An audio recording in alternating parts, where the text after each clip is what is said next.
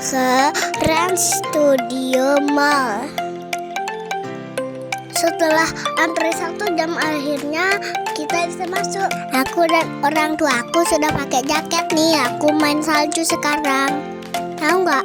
Pas baru masuk mama bapakku udah jatuh kedeblak.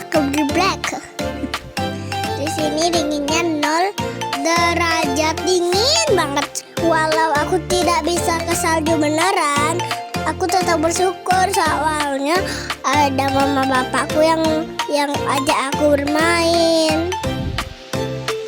Lihat mama aku sampai ke Madaran.